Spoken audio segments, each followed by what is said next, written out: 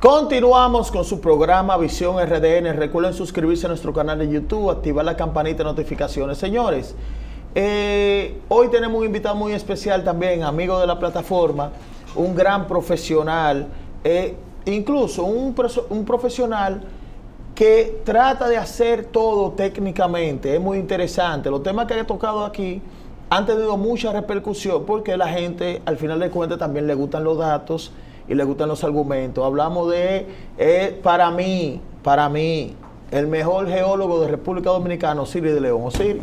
Saludos, amigo y hermano Ariel. Saludos a Josefa, saludos a todo el pueblo dominicano. Para mí siempre es un honor estar compartiendo contigo y con todo el pueblo dominicano. Sí, Osiris, hay un tema que quiero tocar con usted, que me lo pidieron de nuevo, pero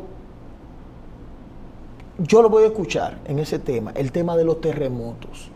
Porque ahora mismo han visto muchos temblores y República Dominicana es un país que está en el mundo y no puede escapar de eso.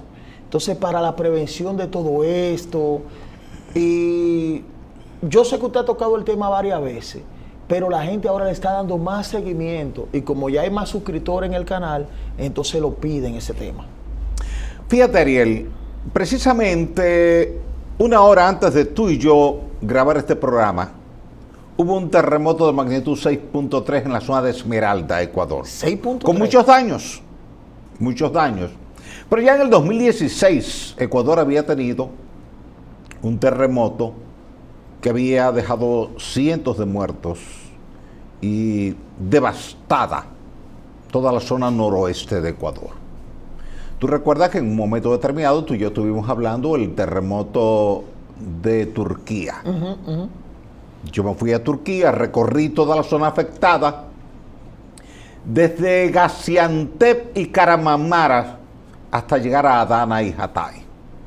Toda una semana recorriendo la zona impactada y viendo el nivel de daños que había allí. En un país que tiene un código de construcción moderno y robusto. Sí. Moderno y robusto. Que revisa, que supervisa, que chequea, que trata de asegurarse de que las obras respondan de forma adecuada el día que viene el evento sísmico.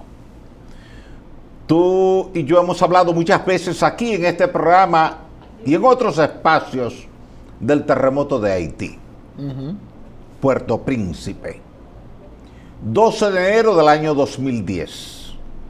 316,000 muertos contabilizados oficialmente. Aunque algunos organismos de socorro que estuvieron allí, y yo me pasé más de una semana allí recorriendo toda la zona impactada, estiman que las víctimas mortales fueron más. Wow.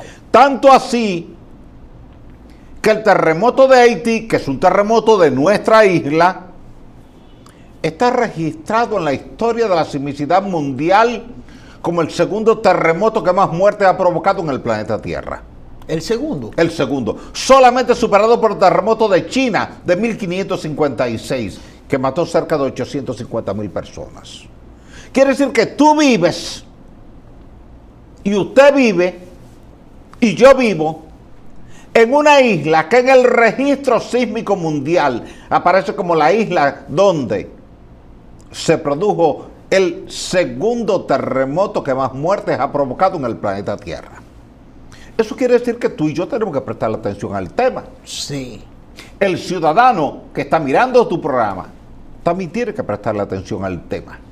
Porque los terremotos no responden a una voluntad tuya, mía, de un ciudadano. Responden a fuerzas de la naturaleza que se están acumulando permanentemente. Y hay una realidad que muchas veces dejamos de lado. Nosotros somos un país tropical. Eso quiere decir que tenemos mucha radiación solar y que tenemos muchas lluvias. La combinación entre la radiación solar y la lluvia ácida termina deteriorando con el paso del tiempo el hormigón. Se va debilitando. La lluvia siempre es ácida porque el agua que está en nuestra atmósfera en forma de vapor está en contacto permanente con altos niveles de dióxido de carbono, CO2, Una molécula que tiene un átomo de carbono y 2 átomos de oxígeno. Y tú tienes el agua, H2O. Cuando tú sumas H2O, que es la molécula de agua, y CO2, que es la molécula de dióxido de carbono, eso te da H2CO3, que es ácido carbónico. Por eso tú ves que la gente que sufre de gastritis o de esofagitis, cuando toma agua lluvia, le arde el esófago o le arde esa agua es ácida. ¿Qué pasa con esa agua ácida? Que cuando cae sobre tu techo y sobre mi techo, o sobre el techo de la escuela o del hospital, penetra a través de los poros del concreto y comienza a generar un efecto de carbonatación del concreto. Eso comienza a revertir la ecuación original. La ecuación original es que tú hiciste un cemento Portland en una planta de clinkerización, tomando piedra caliza, quemándola a 1400 grados Celsius, junto con arena silícea, que aporta dióxido de silicio, y junto con arcilla, que te aporta alúmina, que es un trióxido de aluminio, y óxido férrico, que es Fe2O3. Y eso te genera una reacción química que te produce un silicato tricálcico, un silicato bicálcico, un aluminato tricálcico y un ferroaluminato tetracálcico. Que mientras tú no tienes una agresividad ambiental de agua de lluvia y de salitre, no hay problema. Pero Santo Domingo es una ciudad costera y el salitre viene con el viento. ¿Qué? Y el agua de lluvia viene ácida. Entonces tú tienes dos agentes que están agrediendo permanentemente ese hormigón que tú estás construyendo y que tú de buena fe lo construiste para tu hospital, para tu escuela, para tu casa, para el puente, etc. Eso implica que estructuras que ya tienen 30 años de haber sido construidas en este tipo de ambiente, tú tienes que someterlas a revisión urgente. Wow. Urgente para identificar la vulnerabilidad que pueda exhibir la estructura y corregir a tiempo. Porque esta es una sociedad donde tú ves que la gente con mucha facilidad arregla el sueño después que sale el premio. Desde que una estructura falla, todo el mundo sabía que la estructura iba a fallar. Pero después que falló. Después que falla. Pero antes del fallo, nadie fue a llevar una notificación formal diciendo, mire, yo tengo preocupación con esta estructura, vamos a revisarla, vamos a identificar vulnerabilidades y vamos a corregirla, que es lo correcto. Y que nadie se tiene que ofender porque se diga que tu casa o mi casa se ha envejecido, el concreto se ha debilitado y que tiene que introducir reformas, modificaciones. Que ahora me nace una pregunta con esa brillante exposición que usted hace, Siri, desde el punto de vista técnico, y esta es la idea de edificar. Me nace una pregunta. Aquí nosotros una vez analizamos, yo le hice la pregunta que si los terremotos se vuelven a repetir. Sí. Usted me dijo que sí. Aquí ocurrió uno en 1946 de magnitud 8.1. De 8. Con una réplica de 7.6. De 7.6, pero de 8.1. Dos en una semana. Sí. Porque fue una separación de 4 días. Sí. ¿Está la República Dominicana en este momento preparada para aguantar un terremoto de ese tipo? Lo pregunto por lo siguiente, ya para que me conteste. Vimos el puente de la 17, ¿cómo estaba? Como usted habla de la Tiene deterioro el puente de la 17. Tiene deterioro. Hay que revisar los demás puentes. El puente Duarte, hay que hacerle revisión. El puente Bosch, sí. El puente Hermanos Patiño, el puente sí. Mauricio Báez, sí. El puente de la Barquita. El puente de la Barquita, que hay que, tenemos que revisarlo. Que hay que ponerle ojo sí. a eso. Pero no solamente revisarlos, sino categorizar el nivel de daño e intervenir ese nivel de daño para corregirlo a tiempo. Porque la medicina hay que tomarla a tiempo, no después que el paciente haya muerto. Entonces, cuando tú revisas una infraestructura importante y tú viste lamentablemente lo que nos ocurrió en la 27 de febrero con Máximo Gómez, que nadie hubiese creído que ocurriera, pero que ya habíamos advertido en el 99 sí, que ahí había una falencia estructural y que había que corregirla. Cuando se está hablando de medicina, se habla de buena fe. Cuando se habla de ingeniería, se habla de buena fe. Cuando se habla de economía, se habla de buena fe. Yo creo que cada persona que tú invitas aquí a tu programa y que es especialista en una determinada área del conocimiento científico, la exposición la hace de buena fe en el entendido de que está buscando una solución temprana al problema. Claro, por eso me nace la pregunta, oye, si repite un terremoto de 8.2, entonces el país se va abajo, o Siri. Entonces ahí es donde tenemos que hacer un ejercicio de reflexión en nuestra población para entender que tenemos muchas escuelas vulnerables, hospitales vulnerables, puentes vulnerables, construcciones en el Cibao, en Santo Domingo Norte, en Santo Domingo Oeste, que son vulnerables. Porque recuerda que aquí en República Dominicana tenemos dos tipos de construcciones, una formal y una informal. La formal pasó por ingeniería, por arquitectura, por permisología, por supervisión. Pero la informal en el barrio no pasó por ninguna de esas etapas. La gente en el barrio te llama al albañil del barrio y le dice, mira, hazme un anexo aquí. Yo quiero una habitación aquí. Yo quiero ampliar la sala aquí. Mira, mi comedor me está quedando estrecho, quiero ampliarlo. Y vienen, te quitan una columna de aquí, te quitan una viga de allí, o te quitan una pared que está cargando allí, y te está construyendo una debilidad, quizás de buena fe, con la mejor intención, pero sin el debido conocimiento técnico de lo que está haciendo. Y es ahí donde nosotros tenemos todos que ponernos de acuerdo y comenzar ahora a trabajar el tema de la supervisión. Nuestro ordenamiento jurídico nos establece procedimientos a nivel de alcaldías, a nivel del Ministerio de Obras Públicas y Comunicaciones, a nivel del Ministerio de Vivienda, para recibir documentación que se está tramitando para una construcción de una escuela, de un hospital, de un puente, de una torre habitacional, de una industria, etcétera. Pero no para ir a revisar periódicamente el estado de integridad de esa estructura. Sí. Tú no sabes cómo está el nivel de integridad del Huacal o del Banco Central.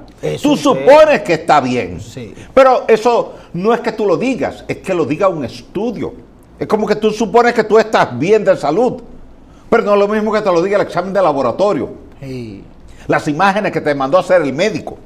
Y el médico, después que ve todo aquello, te dice, tú estás bien. Vuelve en un año para una revisión. Vamos a hacer lo mismo con las estructuras. Vamos a revisarla, ¿está bien? Ok, pues entonces vamos a hacer una nueva revisión en 3 o en 4 años, dependiendo del tipo de estructura. ¿Es un hospital? Hay más cuidado, entonces vamos a revisar el hospital cada 2 años o cada 3 años. ¿Es una escuela? Vamos a revisarlo cada 3, cada 4 años. ¿Es un puente? Vamos a revisarlo cada 2 años. Sí, porque aquí se ha visto escuelas con grietas. Claro. Se ha visto hospitales con grietas. Claro, claro. ¿Por qué? Porque aquí hemos tenido una cultura de diseño y construcción repetitiva, indistintamente del tipo de suelo donde vayamos a levantar la estructura. Y hay gente que te pone el mismo tipo de escuela en Naco, que es roca caliza rígida, y en Los Prados, que es arcilla calcárea. Y las respuestas son distintas al momento de un terremoto, porque el efecto sísmico se amplifica en la zona de suelo blando, arcilla, limo, arena, grava, caliche. Ahí la onda se amplifica. Y el mayor daño siempre se produce donde tú tienes suelo flexible. Por eso tú tienes la ciudad colonial que está intacta, no obstante el terremoto que tú citas del 4 de agosto de 1946. Pero esa no es la historia de Santiago Vieja y de La Vega Vieja, que colapsaron con el terremoto de 1562 porque estaban sobre suelo. Eso quiere decir que en nuestras normativas, sobre todo en el reglamento R001 y el reglamento R024, el 024 para estudios geotécnicos, el 001 para sismoresistencia, nosotros tenemos que hacer más énfasis en que la construcción en Santiago, La Vega, Bonao, San Francisco de Macorís, Villa Tapia, Villarriba, en zona de mayor nivel de daño sísmico, la construcción tiene que ser más robusta, más rígida, que tú puedes dar ciertas flexibilidades. Cuando tú estás sobre roca rígida, La Romana, Bávaro, Punta Cana, San Pedro de Macorís, Boca Chica, la parte sur de Santo Domingo. ¿Y Santo Domingo Este? Santo Domingo Este. Santo Domingo Este es roca. Santo Domingo Oeste es suelo. Entonces son distintos esos dos Santo Domingo. Igual que Santo Domingo Norte es suelo. Por eso las normativas deben ser distintas. Pero a veces la gente entiende que lo mismo que construyó en Santo Domingo Este sobre roca, lo puede construir en Santo Domingo Norte sobre suelo, y no debe ser igual. Porque el día del evento sísmico, la que está sobre roca va a responder bien, la que está sobre suelo va a responder mal, aunque tienen la misma configuración arquitectónica y estructural. Y son de las cosas que hay que distinguir. Sí. Por ejemplo, tú ves que las escuelas se construyen bajo un mismo patrón.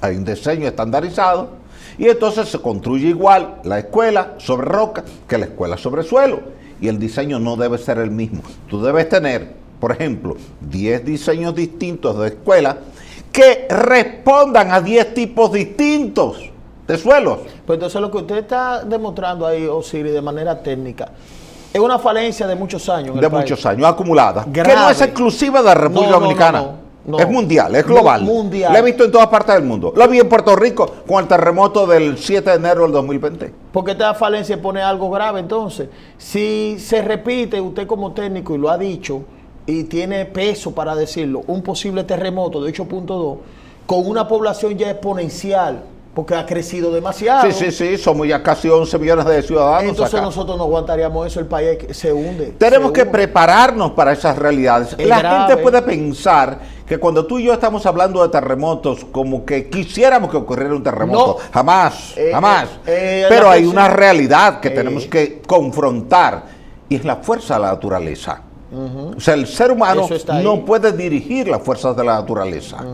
La naturaleza va acumulando energía elástica, y cuando ya esa energía supera la resistencia de la roca, rompe o rebota. Y ahí es donde viene la liberación de ondas de compresión, ondas de corte, ondas Rayleigh, ondas Love, que es lo que llega a tu casa como una vibración, y si tu estructura no resiste esa vibración, termina colapsando. Ahora, si la ciencia ha avanzado tanto, lo correcto es que nosotros cada día seamos más rigurosos con la construcción, sobre todo de estructuras sensibles. Eso quiere decir que escuelas, hospitales, estadios, iglesias, teatros, nightclub, puentes, túneles, tienen que construirse obligatoriamente con un criterio de sismoresistencia.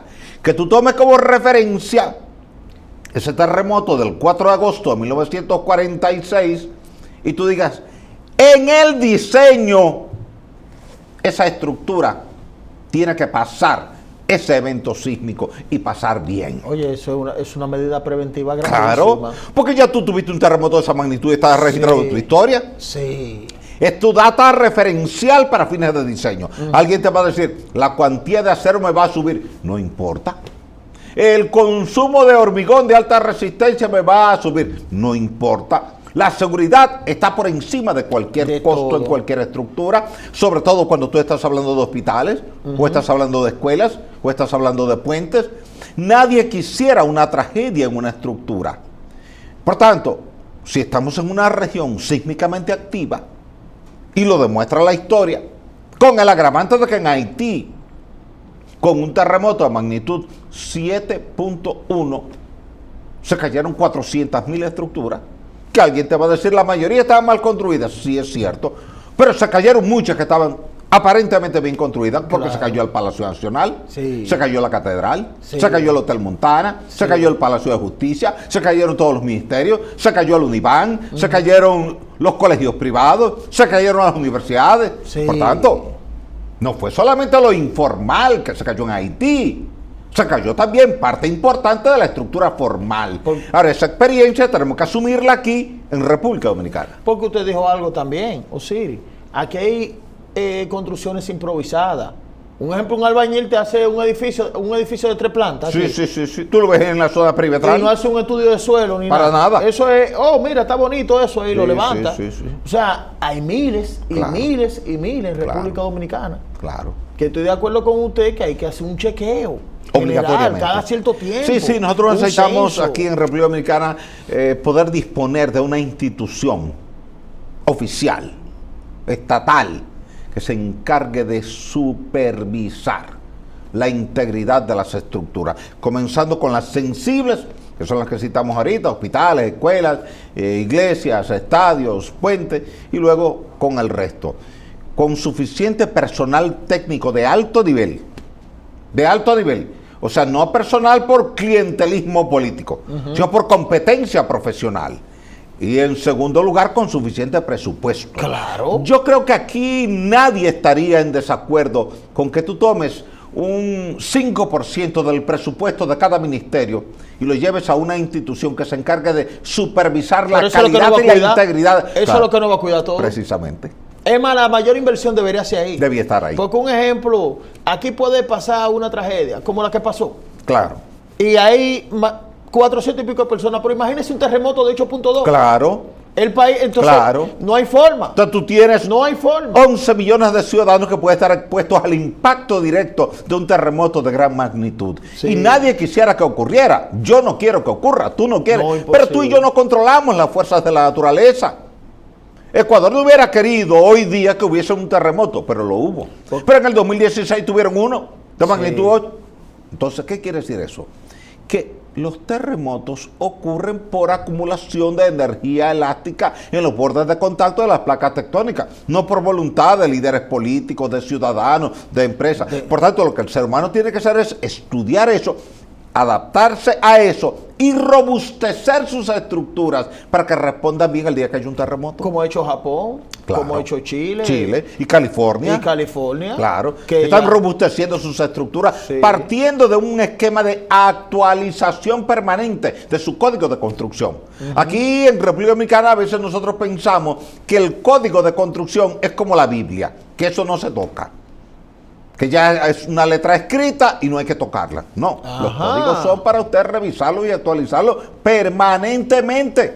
Claro. Permanentemente hay que revisar el código y hay que actualizarlo, porque cada terremoto nuevo te aporta una información nueva, una experiencia nueva, y eso tú tienes que introducirlo en los códigos para que ahora las nuevas estructuras se construyan para que respondan adecuadamente el día que haya un gran terremoto. Porque usted dijo algo, lo técnico.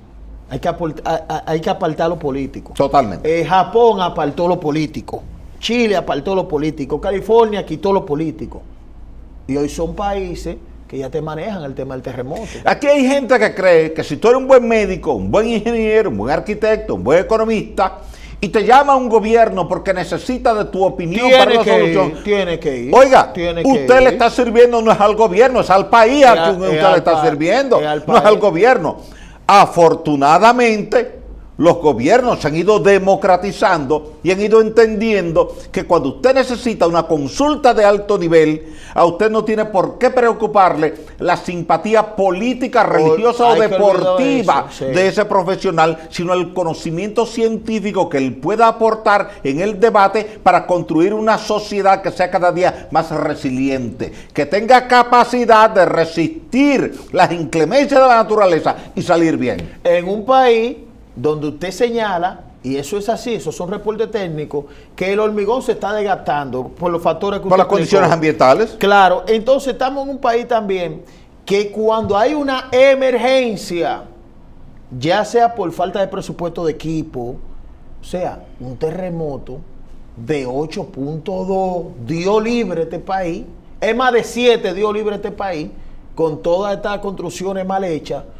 no vamos a dar abasto con lo que va a pasar. Esa es nuestra realidad. Mira, nosotros Entonces, no hay que jalar tenemos los técnicos, suficiente. hay que jalar los técnicos de alto nivel como usted, todo lo que tengan ese nivel, y vamos a ponerlo por la República Pero es que Dominicana. tiene que Este ser es un así. tema, es un tema, después que pase nos vamos a joder. Es un trabajo para el país, no es para un gobierno de turno, no es para un presidente de turno, es para todos los dominicanos. Es para todos. Y todos los dominicanos implica desde el más alto nivel hasta el ciudadano más sencillo. La naturaleza no tiene que ver con niveles. No distingue. Cuando falla una estructura por un evento sísmico o por, digamos, deterioro del concreto, todo el que está ahí está expuesto a ser lastimado indistintamente de su estatus social, político o religioso. Cualquiera puede ser impactado, tú, yo, el que nos ve, cualquiera. Por tanto, si en algo debemos ponernos de acuerdo, todos los dominicanos, es de comenzar a revisar todas nuestras estructuras, dándole prioridad a aquellas estructuras que reciben mucho público y que ya tienen más de 30 años de servicio, para ver qué tanto se ha deteriorado el hormigón y el acero de esa estructura. ¿Está muy deteriorado el hormigón? Vamos a cambiarlo. ¿Está deteriorado el acero? Vamos a cambiarlo. Aquí yo veo que en los estadios hacen muchos conciertos multitudinarios. Sí. En toda esa grada. ¿Están esas gradas ready o vigiladas? Claro. Entonces, no Es una pregunta. podemos descuidarnos y dejar el tema de lado simplemente porque nuestro ordenamiento jurídico no manda una revisión periódica. Entonces vamos a actualizar nuestro ordenamiento jurídico. Claro. Y vamos a preparar un proyecto de ley que llegue al Congreso Nacional para que se pueda crear una institución gubernamental con potestad y presupuesto para ir a revisar estructuras, la tuya y la mía. Claro. El puente de aquella comunidad y el puente de esta comunidad. El hospital de aquella provincia y el hospital de esta provincia. Sí. Y ese proceso de revisión puede mostrar falencias que intervenidas a tiempo pueden salvar vidas. Claro. Osiris, en otro tema, usted que es una persona patriota, porque lo hemos visto siempre poniendo a favor de la soberanía dominicana, con este tema de Haití, haitianos piensan marchar en territorio dominicano el día 27. ¿Cuál es su opinión acerca de eso? Mira, el hecho de que los haitianos marchen en República Dominicana a mí no me preocupa mucho, aunque entiendo que donde debían marchar es en Haití. En Haití es donde deben marchar. Yo entiendo que eso, más que una voluntad de ellos, puede venir de organismos internacionales, Organización de las Naciones Unidas, que quiere que República Dominicana asuma la carga haitiana. Amnistía Internacional quiere que República Dominicana asuma la carga haitiana. Sí. Y observa que el discurso de esos organismos y agencias internacionales, que es un discurso verbal, nunca es un discurso económico, plantean que el sistema de salud de República Dominicana dé respuesta a las parturientas haitianas, pero ellos no salen a recaudar fondos en la comunidad internacional para construir 10 hospitales en Haití que puedan atender esas parturientas. Sí. Si bien es cierto que hay un tema humano de por medio, también debe haber un tema presupuestario para construir hospitales en Haití, sí, para dar esa respuesta. Porque una humilde dama haitiana que está embarazada y no tiene un hospital en Haití, ¿qué hace? Cruza la frontera buscando servicio, buscando atención y salvar su vida al momento del parto en República Dominicana. Ahora, ¿qué hace Organización de Naciones Unidas y qué hace Amnistía Internacional, que no sale a generar recursos con la comunidad internacional? Y proponer, vamos a construir 10 hospitales en Haití, uno aquí, uno allí. O sea, en función de la distribución poblacional que tú tienes en Haití. No te hacen eso. ¿Por qué no salen a multiplicar el empleo en Haití? A crear condiciones para incrementar la seguridad ciudadana en Haití, el nivel de escolaridad en Haití. Entonces, yo creo que cuando algunos grupos haitianos aquí salen a marchar, eso está más motorizado fuera de aquí. Sí. Le piden a ellos, marchen, que nosotros desde fuera vamos a apoyar esas marchas que ustedes hagan para que la comunidad internacional vea que a ustedes le están vulnerando los derechos. La República Dominicana lo que ha hecho siempre es ayudar a Haití. Claro, estamos hablando de dos economías contrapuestas. Una economía creciente, como la República Dominicana, que crece a razón de un 5% anual, y Haití, que tiene la peor economía del continente y del mundo. Entonces, bajo ese escenario, ¿qué entienden los organismos internacionales? Los dominicanos son ricos, que ayuden a los haitianos, que se encarguen, pero ellos no salen a hablar con Francia, con Estados Unidos, con Canadá, con Alemania, con Rusia, con China, y decir, miren, vamos a buscar 50.000 millones de dólares y vamos a invertirlo en el desarrollo de Haití. El haitiano corta el árbol porque tiene una necesidad de energía para la cocción de sus alimentos. Balaguer resolvió ese problema aquí. Prohibió los aserraderos, prohibió el corte de madera, pero salió casa por casa a regalar una estufita y un cilindro de gas. Y ahí para que la gente tuviera y ahí terminó el problema. Porque ya desde que tu abuela tenía una estufita de gas y un cilindro de gas, ya no le interesaba la leña y el carbón. Porque ya tenía una cocina más moderna, más limpia, más eficiente, más efectiva. Ahora, ¿por qué la comunidad internacional no hace eso en Haití? Si hay el modelo en República Dominicana.